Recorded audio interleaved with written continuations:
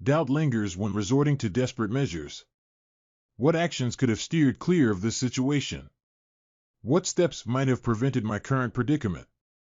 I was fairly certain my choices were limited.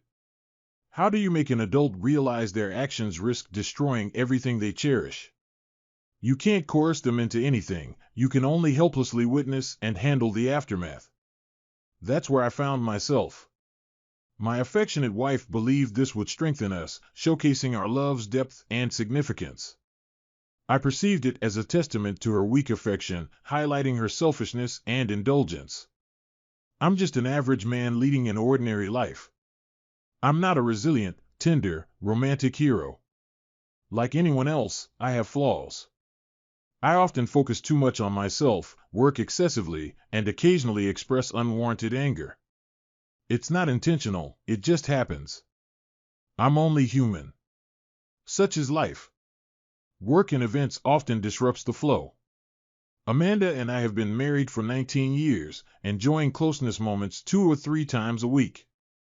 It was always pleasurable, and we shared the enthusiasm for more when time allowed. Hobbies like football, good books, or TV shows, along with parental responsibilities, sometimes diverted our attention.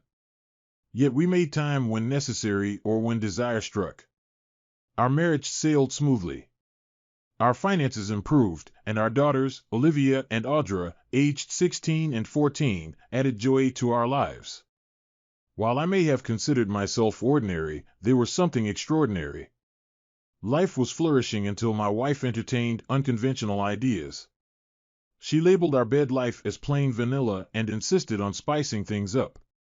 Despite my satisfaction, I agreed to play along. Initially, it involved experimenting with different positions, which I found enjoyable due to my athleticism and good shape. However, the novelty wore off after a few times. Then came the phase of role-playing, a concept I couldn't fathom its origin, girlfriends, women's magazines, or some misguided TV show perhaps. It was fun for about 3 times, but eventually, it seemed impractical.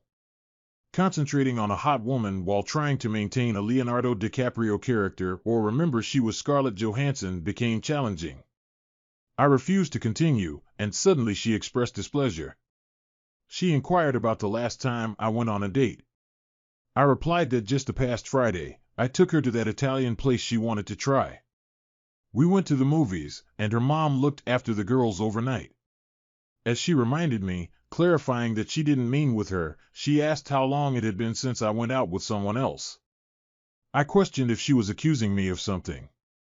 She quickly assured me that she wasn't and wondered if I remembered the name of the last girl I went out with besides her. Confirming that I did, I mentioned her name was Donna. About 2 weeks after I met her, we had a big argument about that date. When she asked if I ever missed it, I laughed and said, "God, no." I recalled how awful the whole dating thing was, not the date itself, which was pretty good, working up the nerve to ask a girl out, worrying about being shot down, awkward first conversations. It was traumatic as hell, more like absolutely terrifying. She then asked what brought this on. I explained that I was just wondering if she ever felt like she'd like to go out on a date with someone else. She assured me that she had never felt like that.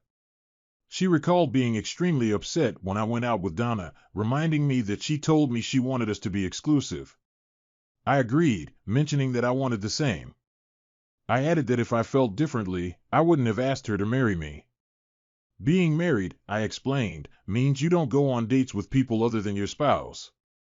She dropped the subject, and I didn't hear any more about it for a month. It was a Friday night, and we had just finished making love without any role-playing or gimmicks. It was just us, a man and his wife enjoying each other. I came twice, and she must have climaxed half a dozen times. We lay there in post-pleasure bliss. Then she brought up something that disrupted the mood. Amanda mentioned how Sebra was looking at me tonight and suggested that she wanted me to ask her to dance. Sebra is a friend from Amanda's workplace. I assured Amanda that it was flattering but emphasized that I only wanted to dance with her. She shared that she told Sebra that she wouldn't be jealous if I asked her. In response, I said that it was nice of her but made it clear that I had no intention of asking Sebra to dance. Amanda then asked if she would be jealous if I danced with another man. I attempted to lighten the mood by joking that her brother would be okay, but she didn't find it amusing. She clarified that she had never cared if I danced with guys who asked nicely and kept their hands where they belong. She inquired if there was someone at the event I wanted to dance with. I replied that I didn't remember anyone asking me, and she accepted my response, stating that she was just wondering. I had no clue where this was headed, but I wasn't comfortable with it. Doubting my ability to sleep, I got up and went to the den, engrossed in a video game. She appeared at the door, observing me for a moment, but I didn't meet her gaze. She returned to bed, and I joined her once she was asleep. Everything remained quiet for 2 months until Angela's promotion party at the White Rhino. With a great band, we all sat in a big circular booth, and Amanda was talking to Sebra. Amanda mentioned that Sebra wanted to dance and asked if I could be a gentleman and dance with her. Recalling a conversation from 2 months ago, I found myself in an awkward position. While valuing Sebra's friendship and not wanting to hurt her feelings, I wasn't keen on dancing with her. The prospect of her lush body against mine raised concerns, but I wasn't sure how to gracefully decline. Although I enjoyed dancing, I wasn't confident in my abilities, especially compared to Sebra, who moved gracefully like a big cat. Feeling there was no good way out, I stood up and mentioned that I thought they were playing our song. Sebra joined me, her brown thighs visible below the short blue dress. As the song ended, the band started a slow number, and I wondered, why now? Sebra fit against me seamlessly, and I could feel her bust against my chest, with her black curls nearly covering my face. She smelled nice, and when she looked up at me, her big brown eyes were like liquid pools, and her teeth flashed white against her dusky complexion. She wasn't a dark black girl, more like a coffee with cream color. After the dance, Sebra expressed gratitude, mentioning that Amanda said I wouldn't mind dancing with her. I complimented her dancing skills, but admitted that I did mind, explaining that while I liked her a lot and considered her the sweetest girl I knew, dancing with her was not a good idea for me. She giggled and assured me that I was safe with her, expressing love and acknowledging that if I weren't married, she'd be all over me.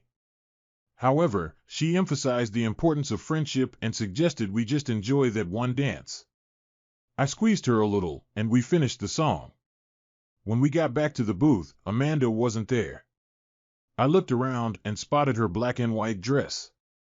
She was on the floor with some young Nordic-looking guy, laughing up into his face, and his hands were lower than they should have been.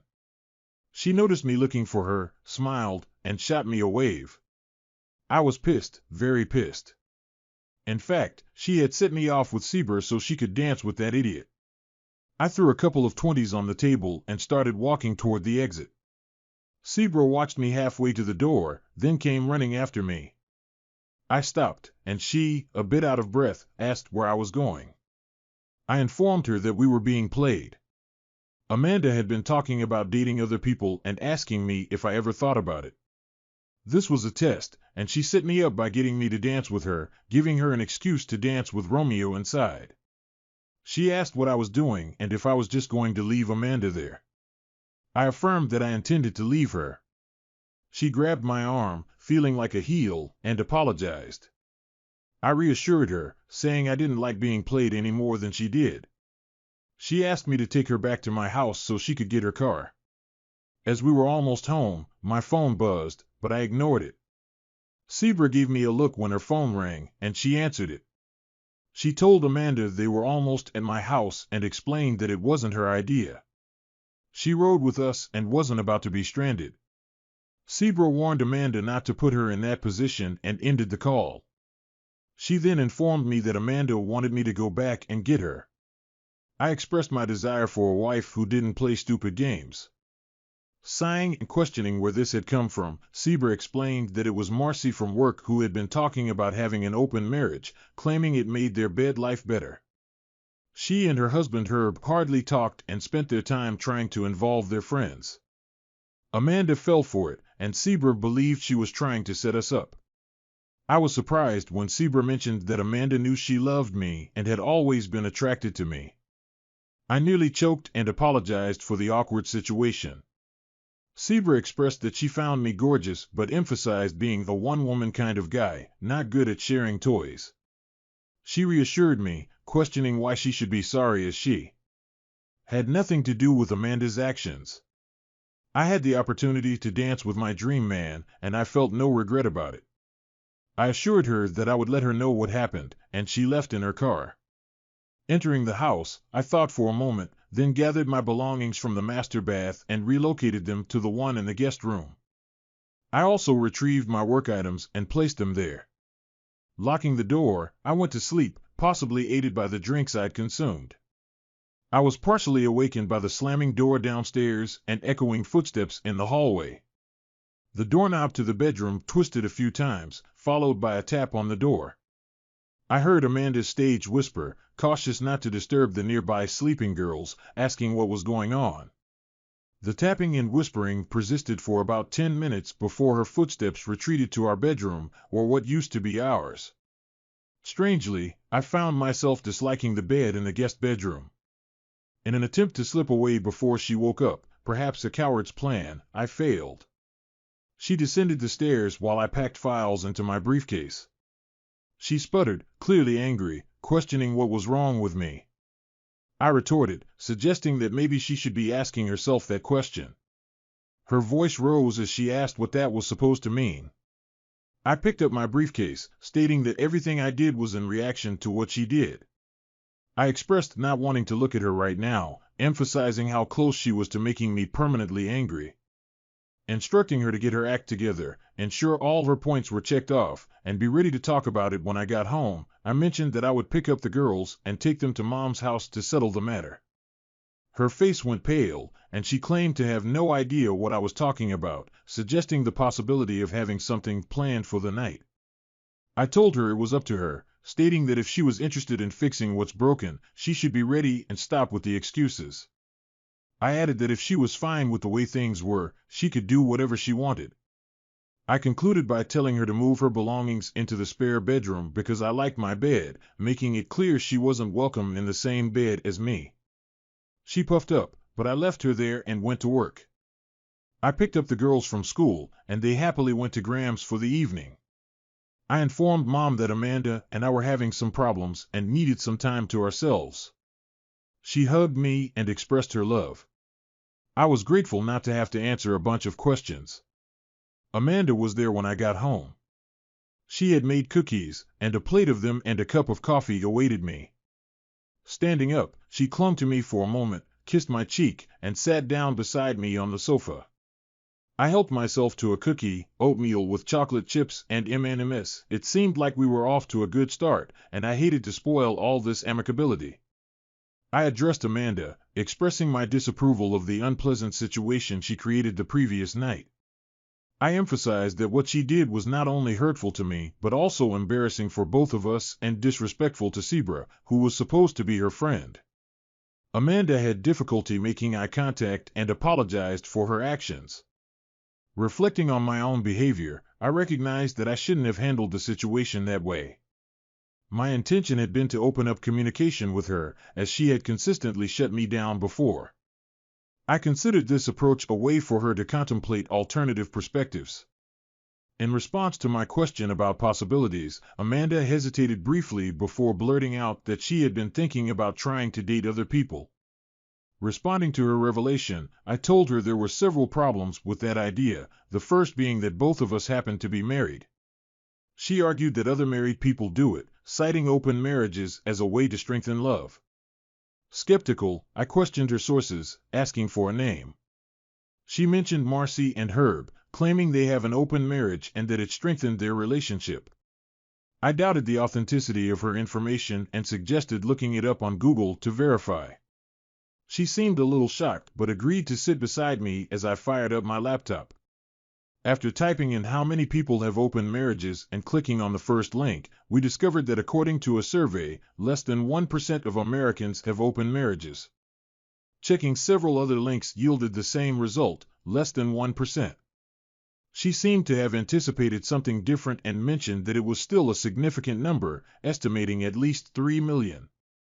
I disagreed, expressing doubt that many children are married, open or otherwise, suggesting a different approach. I proposed typing in how many Americans expect their partners to be faithful. After clicking the link, we discovered that more than 95% of Americans expect fidelity. I pondered, so what do you suppose that means? She opined, I guess that most people aren't very open-minded. I thought there'd be more people with alternative lifestyles. I hear about it all the time. I wondered how many of those open marriages end in divorce. Despite her reluctance, I insisted. Well, I did, and I wanted her to know. I then typed in how many open marriages end in divorce. The answer revealed that 92% of open marriages end in divorce in 5 years or less. I analyzed the statistics, saying, okay, let's see, less than 1% of Americans are in an open marriage. That means that out of 1 million people, fewer than 10,000 are in open marriages. 92% of open marriages end in divorce. That means that out of that 10,000, there are 800 that don't end in divorce in 5 years. That's 800 out of 1 million. I asked Amanda to do the calculations and consider the odds of success for open marriages, especially when 92% of 1% fail. She admitted that the chances weren't very good. I pointed out that the few successful ones are those where both parties are willing. I directed her to the screen, emphasizing that 100% of marriages where one party is coerced into it fail. I made it clear that our situation would fall into that category since I wasn't willing to participate. I explained how my feelings of resentment, competitiveness, jealousy, insecurity, betrayal, and lack of security would impact us if I were to allow this. I expressed that the only reason I would endure such painful absurdity is if I were desperate to keep her. But I reassured her that I'm not that desperate. I mentioned that other women are attracted to me, citing an encounter from the previous night. I stated that if I were a pathetic loser or a sick individual, I might be interested in playing her game. But I clarified that I'm not that man. I made it clear that I would prefer her to shoot me in the head than break my heart. Amanda weakly responded that she didn't think everything on the internet could be believed. I acknowledged her point, stating that a good bit of it was probably misinformation, especially the part about many people having open marriages, which I suggested she shouldn't believe. I questioned her trust in Marcy, asking if she believed everything Marcy told her, and pointing out Marcy's history of multiple divorces. When Amanda didn't know about Marcy's husband, I pressed further, learning that Marcy had been divorced 4 times.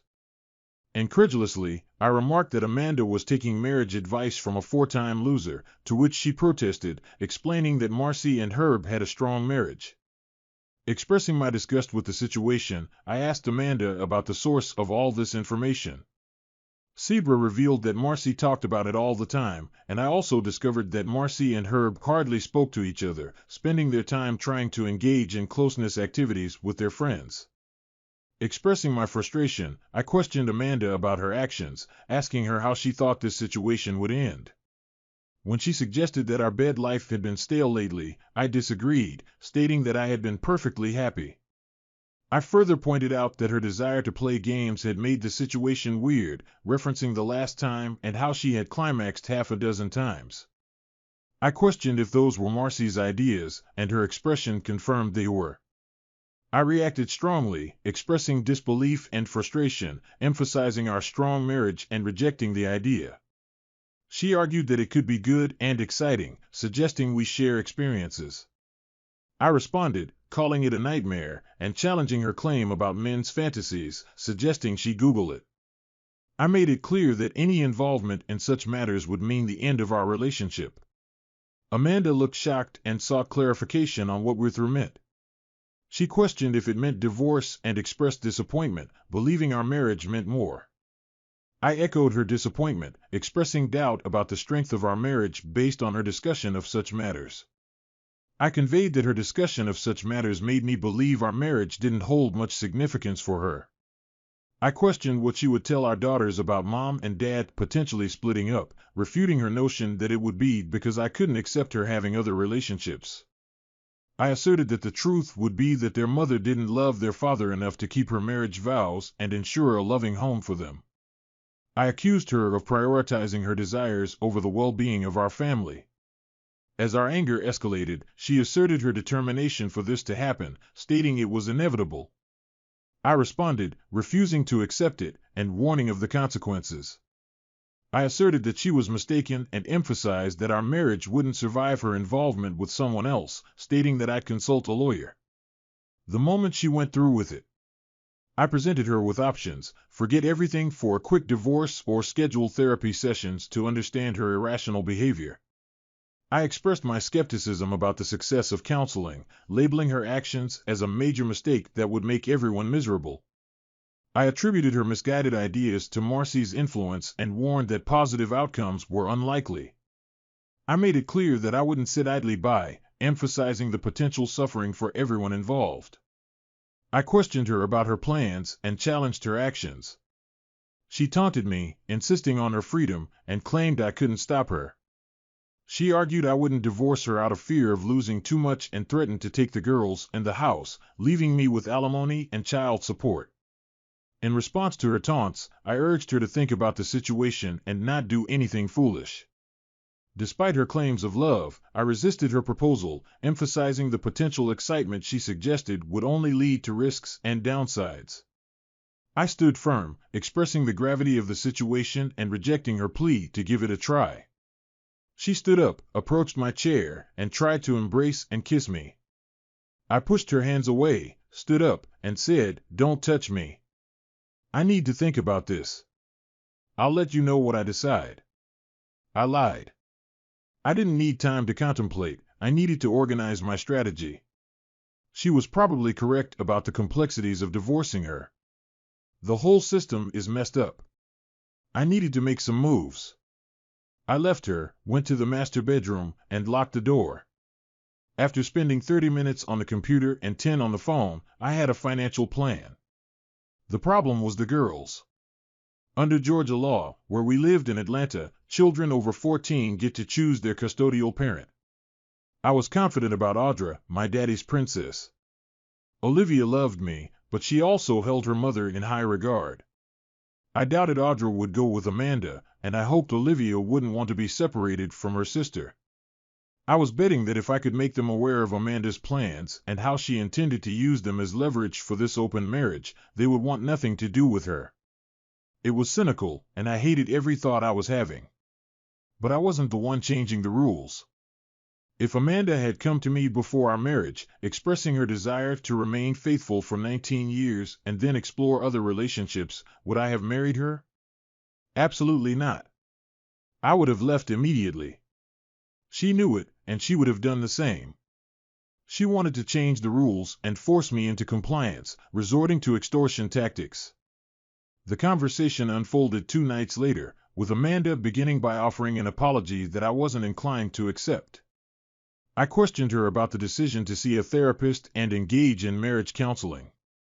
When she denied having any issues and shifted the blame to me for planning to be with other men, I countered, pointing out the contradiction.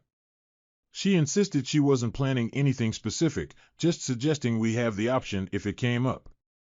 In response, I shared a different perspective, revealing that I had opportunities to cheat occasionally throughout the years but resisted due to a commitment to a plan of loyalty in marriage. I highlighted the importance of planning for a successful marriage and criticized her lack of commitment. I expressed concern about the impact on our promises to each other, our children, and even to God. Despite her hissing response, I questioned how the girls would perceive her betrayal, asserting that she wouldn't be telling them anything. Later that day, Amanda threatened that as the mother, she would undoubtedly get custody of the kids, ensuring I would never see them again. She vowed to make visitations difficult, cautioning me not to say a word to them. After a heated exchange, she glared at me, stormed off, and created enough commotion for anyone on the stairs to hear, a couple of faint gasps and a muffled sob. When I reached the stairs, the girls were no longer there. I went to Audra's vacant room and proceeded down the hall to Olivia's room, where I heard hushed voices inside. Upon knocking, Olivia asked what I wanted, and I requested to come in. She opened the door, and both of them had obviously been crying. Sitting between them, I embraced them both and expressed regret that they had to witness such a conversation. I explained to them my belief that they wouldn't believe me unless they heard the conversation themselves. Olivia reassured me, saying it wasn't my fault, placing the blame on her mother. She mentioned not initially believing me but now understanding the situation. Audra expressed disbelief at her mother's actions, questioning how she could do such a thing to me and to them. I admitted not knowing the exact motivation, stating that Amanda had been influenced by negative influences at work and had made a firm decision to go through with it. I shared my unsuccessful attempts to dissuade her and mentioned her lack of concern. Concerned about her well-being, Audra asked if Amanda was unwell, to which I responded that I had no clue about her current motivations. I mentioned suggesting therapy and marriage counseling, but Amanda showed no interest. Audra asked what they should do, and I advised them to do nothing for the time being. I explained my plan to wait until Amanda believed I had given up, anticipating her going on a date. At that point, we would be prepared to leave, and I expressed doubts about her willingness to listen even if I attempted to talk her out of it. I asked both of them if they were aligned with my decision or if they wanted to stay with their mother. Audra exchanged glances with her sister before declaring, "No, Dad, we're going with you." My heart lifted, finding solace in the support of my children after 19 years of disappointment. Over the next 2 months, Amanda and I barely communicated, assuming roles of distant roommates who harbored little affection for each other. The spare bedroom became her sleeping quarters while I occupied what had once been our shared space. Despite my efforts to engage her in conversation and dissuade her from her chosen path, our interactions were strained. One evening, as we worked together in the garden, I broached the subject. I questioned the success of her plan, asking if our marriage was truly strengthening, where the passionate lovemaking she had envisioned was, and if the situation was as exciting and fulfilling as she had anticipated. She glanced at me, and for the first time, I noticed a hint of doubt in her eyes, quickly replaced by anger. She snapped back, asserting that the situation was a result of my behavior. I expressed my disapproval of my wife planning to engage with others, emphasizing that it wasn't a scenario I welcomed. In response, she insisted that I was the one at fault. During our heated exchange, she practically shouted that I needed to consider the positive aspects of the situation. According to her, everything could be perfect if I let go of my stubborn pride. I questioned the idea of perfection and for whom it would be ideal. From my perspective, the current situation was far from perfect and certainly not favorable for me. I challenged her assertion that she loved me more, emphasizing that my love for her was expressed through granting her freedom while maintaining my commitment. I perceived her desire for exploration and boundary pushing as selfishness rather than an expression of love. I made it clear that my love for her was reflected in my decision not to engage in relationships with others, and if she truly loved me, she would do the same. I questioned Amanda about when she stopped loving me, to which she tearfully denied and claimed her love for me had grown stronger. I challenged her notion of love, suggesting that her actions felt like driving a stake into my heart.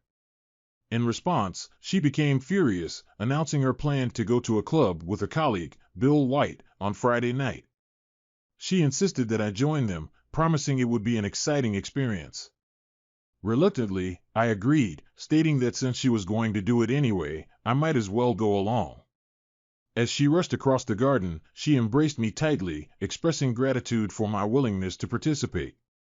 Despite her assurances, I was already filled with regret, finding the situation unbearable. Contemplating seeking support from Sebra, I decided to give her a call. It became evident that Sebra was furious upon learning about the plan.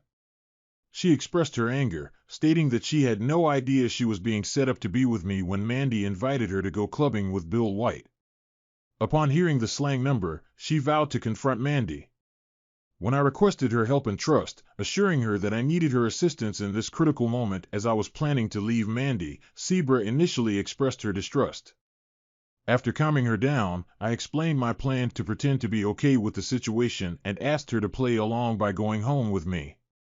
She hesitated for a moment before asking what I had in mind. She laughed and questioned the sincerity of my plan, expressing doubt that it might be a devious plot to get her into my house. Amused, I admitted that it indeed was such a plan and clarified that I needed her assistance in moving the girls to my new place while I retrieved our belongings from the house. Surprisingly, she found the vengeful aspect of the plan appealing and agreed to participate. Throughout the week leading up to Friday, Amanda engaged in closeness moments as if there were no tomorrow. On Friday, I emphasized once more before heading to work whether she was absolutely certain about the decision and suggested she could still call off the plan. I reminded her of the enjoyable week we had spent together. However, she remained resolute, assuring me that we could discuss it afterward if needed. She expressed gratitude for my willingness to go along with her plan and assured me that the upcoming night would be the best yet. She danced her way out of the bedroom. She knew I was going to love this, right? I thought sourly, let's get this day over. When Sieber stopped by the house on Friday evening, she was absolutely stunning. Amanda was cute, petite, and slender, with a cute face that belonged on a teenager. Sieber was in a whole different league. She was tall, and she had one of those bubble butts you hear so much about and almost never see. Amanda was a bit flat back there. Sieber wore a short, tight red sheath dress adorned with sequins, looking stunning. I was dressed in a sport coat, black pants, and a ribbed t-shirt under the coat. As she entered, she playfully commented on my attire, suggesting that I was attempting to seduce her. I clarified that it was strictly business that evening, reserving any such intentions for another time. She expressed regret at the missed opportunity, mentioning that she was wearing a thong, believing it would be to my liking. Playfully, I asked her to show me. Drawing her closer, my hands on the hem of her dress, I teasingly lifted it up her legs toward her enticing figure. She warned about Amanda potentially entering at any moment, but I insisted, emphasizing the need for Amanda to think I was participating in her game. We shared a moment of laughter as I continued the playful interaction. As I was about to appreciate the delightful view in front of me, Amanda entered the room unexpectedly. There was a moment of surprise, and Sieber quickly adjusted her dress. Amanda greeted us with a smile, commenting on the apparent early start to our evening. I responded with a playful suggestion that she and Bill should be the ones getting a room. Amanda smirked at us, picked up her clutch, and we headed out for the night. Bill met us at the club. I don't think the evening started the way he'd expected. I shook his hand and just crushed it. I've been powerlifting for years, and one thing it does if you lift without straps is it gives you quite a grip. I could see him start to go weak in the knees, and I let him go. You could tell he wanted to whimper and nurse his hand, but his macho image wouldn't let him. He was one of those pretty boys. Have you ever noticed that as men approach what some women would call ideal, the likelihood of there being a hairdresser or a Scientologist goes up to near infinity? Observing Bill, I drew a parallel with Tom Cruise. Curious, I inquired if he was a hairdresser, to which he chuckled and dismissed the idea, stating that hairdressers are predominantly gay. Acknowledging this, I brought up Ron Hubbard and revealed my affiliation with Scientology for 6 years, explaining that I was testing a theory. Sieber, having heard my theory before, was on the verge of choking and seemed ready to burst into laughter. Glancing at Amanda, who was visibly red with anger, I realized I might have shared too many private theories with Sieber. Deciding to change the subject, Sieber suggested finding a booth and marched away with a tense posture, with Mr. Bill trailing behind her at a safe distance. Once he was out of earshot, Sieber erupted into laughter, and I joined in, acknowledging, "You're a mean man, Corwin." "Yeah, well, this is a hell of a night," I responded, encouraging her to pull herself together and act like she was seducing me. Sieber played her part convincingly. By the time we reached the booth, I found myself thoroughly seduced. After dancing with her twice, she exhibited everything but engaging in closeness acts right on the dance floor. Amanda was occupied with Mr. Bill during our return, and I asked Sieber, "Are you ready for the big show?" She gazed up at me with those upturned eyes, an expression in them that conveyed this wasn't merely a game for her. They were enormous and radiant brown, and I found myself falling into their depths. I observed those full, lush lips slightly part, and her petite pointed tongue moistened them. I couldn't resist, I had to taste her. It exceeded all my expectations and more. Suddenly, I heard a noise, and Amanda and Mr. Bill were sliding back into the booth. "Oh no," I exclaimed in my best Saturday Night Live voice impression. "Look who's back." Zebra caught on, and so did Amanda, but Mr. Bill remained oblivious. Zebra chuckled, advising against doing anything mean to him. Amanda's face changed, puffing up like a pufferfish, and the smug smirk disappeared. I informed them that Zebra and I were planning to leave. I suggested they have fun, and Amanda escorted us to the door. She inquired about my well-being, noting that I had been acting like an idiot earlier. I responded that I was not okay and urged Mandy to consider leaving now with me. I proposed going home and trying to work things out. I warned that if she stayed, it would be a permanent decision. She expressed her excitement, mentioning that this would be great for us, and advised me to go and enjoy myself, assuring it would be awesome. She encouraged me to avoid being an idiot. I retorted, implying her interest in Mr. Bill, not me, and stated that we were leaving. She grabbed my arm, insisting it would be a great experience, emphasizing that Zebra was interested in me. I questioned if she was spending the night with him, teasing about his stamina. She hesitated a bit, mentioning she might get home around midnight, planning to spice things up with Mr. Bill. I slapped myself on the forehead, remembering their plans. I told her to be quiet if Zebra and I were still engaged when she returned. She kissed me, and I hoped she enjoyed it, knowing it would be the last one. I left and got into the car, where Zebra was waiting. She asked if I was sure about my decision, considering my long marriage. I sighed and affirmed that I was sure. She commented on my seemingly calm demeanor, expressing surprise at my lack of distress. I explained that I had run out of emotional energy, having been upset for an extended period. I clarified that I was now just tired and sick, wanting the ordeal to be over. I mentioned that I had shed countless tears, but that time had passed, and it was now time to move on. I suggested going to get the girls. Upon arriving, we noticed the moving truck already being loaded. The girls were busy carrying their clothes downstairs and packing them in large plastic tubs. As for furniture, we were only taking essential items, such as the bed from the master suite, the girls' beds, their TVs and electronics, and the big screen we had replaced 6 months ago with an even larger one. When the girls completed their packing, Zebra took them in her car, and they drove to our new place.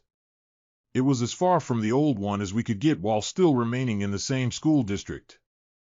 The guys finished packing, and I took a final look around.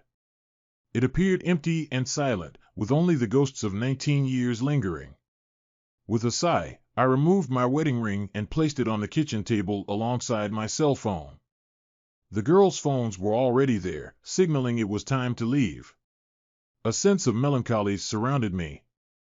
I was departing with a whimper, a few petty jabs at Amanda and Mr. Bill, and I was walking away from 19 years that had been pretty damn good. Oh well, stuff happens. I locked up, loaded my tools from the garage into the back of my truck, and departed. The girls were quite excited about the new place, especially with its backyard pool. They couldn't wait to try it out the next day. "Do you like that, baby?" I asked Audra. She yeeted. She said I had no idea what yeet meant, but it sounded positive. Zebra was present, still looking amazing. However, even if she had been Jennifer Lawrence in the flesh, I was just tired. Not that I prefer Jennifer Lawrence to Zebra, but you know what I mean. I think she sensed that and gave me a dazzling smile, a quick peck on the cheek, and then she was gone.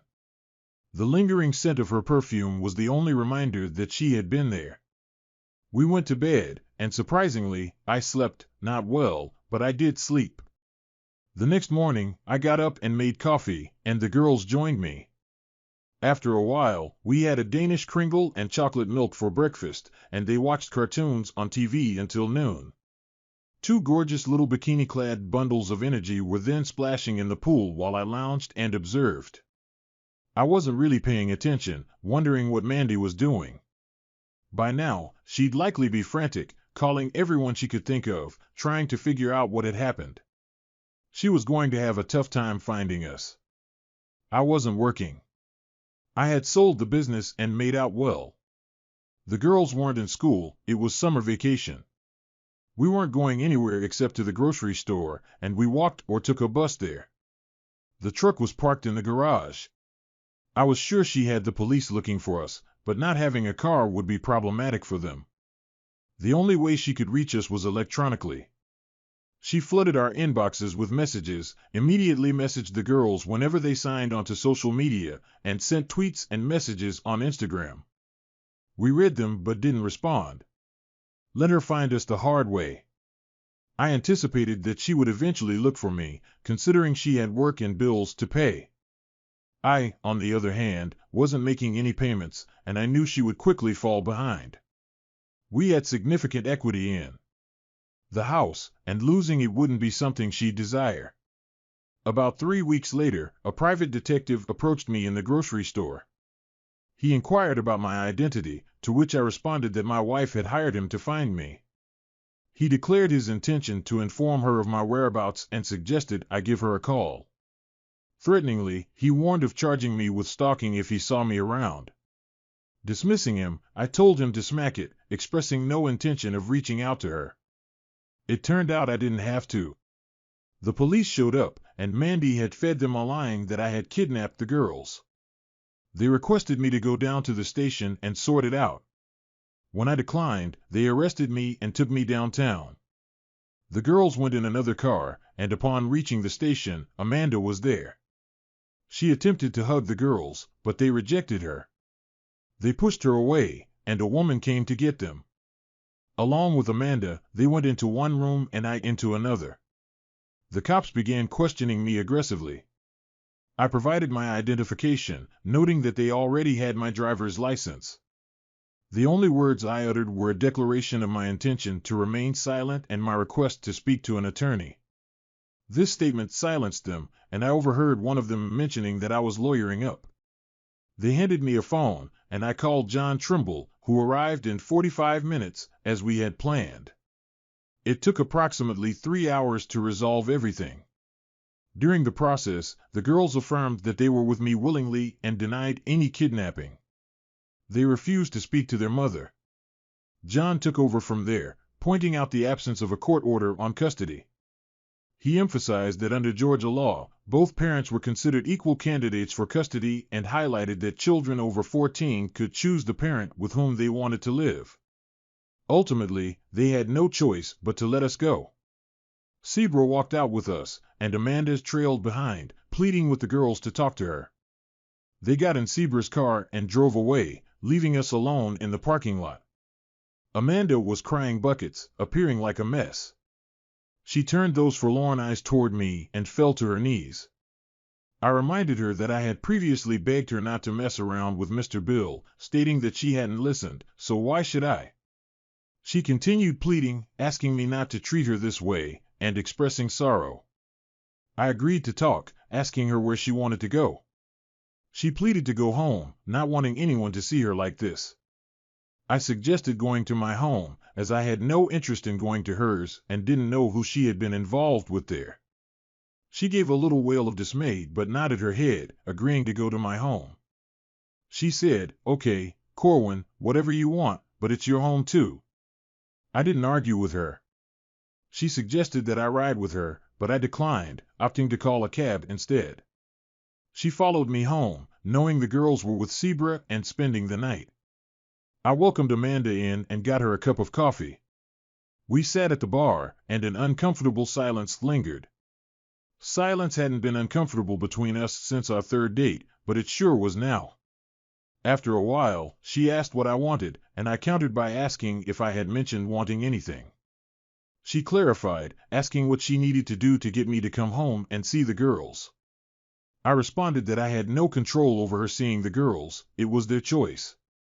She accused me of poisoning the girls against her and suggested Marcy might have told me about it. I inquired if Marcy was the oracle of all wisdom. She repeated her question, asking what I wanted. I noted that the funny thing was I hadn't said a word to the girls about her. The only thing I had told them was that I was leaving and they needed to decide who they wanted to live with. When she pressed on, wondering who had told them, I revealed that she was the one who had told them. Confused, she asked when she would have said anything. I reminded her of the night in the living room when she threatened me, and I pointed out that the girls were sitting on the stairs, overhearing every word she said. Her face went pale, and she started sobbing, unable to continue. I conveyed to her that the girls believed she had poisoned their perception, and I added that I also shared that belief. Her pleading was pitiful, reminiscent of my own. I responded callously, expressing indifference towards the situation with the girls, stating that she had messed it up and needed to fix it. When she asked what could be done with me, I suggested she file for divorce. She insisted that she didn't want a divorce, she just wanted me to come home. I asserted that I considered myself already at home, clarifying that I didn't live with her. She apologized, admitting it was a mistake to force me into the situation and expressing regret. She pleaded for forgiveness, proposing to go to a marriage counselor or a therapist. In response, I explained that the problem wasn't that I didn't want it, but that she did. I demanded that she file for divorce and warned her that if she didn't do so within a few months, I would take the initiative. I made it clear that I wanted nothing to do with her, considering our relationship irreparable. Angry, she called me a fool, accusing me of taking all our money by selling the business and emptying our bank accounts. I defended my actions, stating that I had sold the business at a significant loss and had taken only the money I had earned. I emphasized that I didn't have a dime of it left. All of that was indeed accurate. I had securely stashed the money away in an offshore account. Realizing it was crucial to do so before the divorce proceedings began, the records indicated that I sold the business to a Danish company for an amount less than what I owed in taxes. I had intentionally overpaid the IRS significantly, with the surplus funds held to offset future tax liabilities. Our brokerage accounts remained untouched. Although I recognized that I would have to relinquish half of them to secure the girls' financial future, I had initiated a trust for them, ensuring they would be financially comfortable. For the next 3 months, as part of my strategy, I had been frequenting various grocery stores, Walmarts, and convenience stores in town. Using my debit card, I made a point to request cash back every time the machine prompted me to do so. I had been obtaining cash ranging between $60 and $80 from numerous stores in town, with 3 people involved in each transaction. This strategy had the potential to accumulate a significant amount quickly. The transactions were legitimate, and I had a substantial stack of cash stored in an old chest in a storage building, ready for use once the coast was clear. Addressing Amanda, I informed her that she could have the house. The equity built up in it was sufficient for her to sell, get out of the mortgage, and manage for a while. I suggested that after selling the house, she might consider moving in with Mr. Bill, wondering aloud about his wife's reaction to that prospect. Amanda gasped, claiming ignorance of his marital status. I pointed out that her desire for an open marriage indicated a lack of concern about his marital status and advised her to move on, urging her to file for divorce. Standing up and heading towards the door, I was followed by Amanda, who was visibly upset, wringing her hands and crying. She stopped at the door, looked up at me, and requested that I tell the girls that she loved them and apologized. I agreed to convey the message and asserted that I wasn't giving up. I clarified that I wasn't filing for divorce because I didn't want one, expressing my desire for her to come back home. She commented on my apparent lack of open-mindedness and expressed regret that she hadn't anticipated the situation turning out this way. She continued professing her love for me and declared her intention to keep trying. I was too tired to argue with her. I saw her out the door, took a minute to collect myself, and called Sebra. She brought the girls home, but she didn't come in. Audra and Olivia were very upset and even angrier with their mother than before, if that was possible. I knew they wouldn't be at all receptive to the message from Amanda I had for them, so I decided to just sit on it for a while. 2 days later, Amanda showed up about 4:30 with dinner she'd made, a chicken tetrazzini with French-cut green beans and a big basket of garlic bread. Olivia opened the door. Amanda tried to hug her and got a stiff arm for her troubles. Amanda greeted me, addressing me as baby, and Olivia called out for my attention. I heard Amanda expressing her apologies, professing love, and stating that she missed me. However, Olivia abruptly shut her down, refusing to hear any of it and instructing her to stay away. Amanda was visibly shaken, and as she nearly collapsed, I rescued the basket of food she was carrying, taking her to the sofa. She sat down and buried her face in her hands, sobbing about how much she was hated. I acknowledged that what she did to the girls was hurtful and expressed doubt that they would trust her again. Despite sympathizing with her pain, I emphasized that rebuilding any relationship with the girls would be her responsibility, not theirs or mine. She mentioned making dinner and looked at me pleadingly. Despite recognizing that she brought it upon herself, I decided to help. I offered to talk to the girls while she found the dishes in the kitchen upstairs. The girls were furious, expressing disbelief at Amanda showing up and thinking that feeding them would make everything okay. Audra voiced her anger, stating that Amanda had destroyed their family. I empathized with Audra, explaining that Amanda had thrown in the hand grenade and now had to deal with the consequences. Despite Amanda's misguided perception that I was the problem, I reassured the girls that my love for them remained unchanged. I gave them the option to stay with me or be with their mother, emphasizing that my love for them would never waver. Olivia expressed her strong aversion to eating with her mother, stating that she'd rather hang herself. The girls affirmed their decision to stay with me, and we shared a hug. I proposed the idea of going down to eat with their mother and trying to be civil. Olivia asked if I wanted them to, and I expressed my desire for them to do so while avoiding mean comments. They agreed to be civil but intended to convey their feelings. The dinner turned out to be extremely awkward. Amanda tried to engage the girls in conversation, but they responded with curt replies. After the meal, we cleaned up, packed Amanda's dishes, and she prepared to leave. When Amanda asked Audra for a hug, Audra declined, stating that Amanda was no longer her mother. Both girls went to their rooms without saying another word. Amanda was visibly distraught, and it took her about 30 minutes to compose herself enough to leave. Despite feeling pity for her, I took no responsibility for the situation. I found satisfaction in the turn of events, enjoying every minute of it. She continued to come over about once a week, and the girls kept destroying her hopes. She didn't file for divorce and continued to try to talk me into moving back in with her. After 6 months, I filed. When the divorce was final, I think Amanda finally realized that we were through. The court gave her visitation rights, and somehow, every time she wanted to visit, there was something that did not let the visit happen. I certainly hoped she found someone that suited her open life. I sure had. I am still unmarried, my life dedicated only to my girls.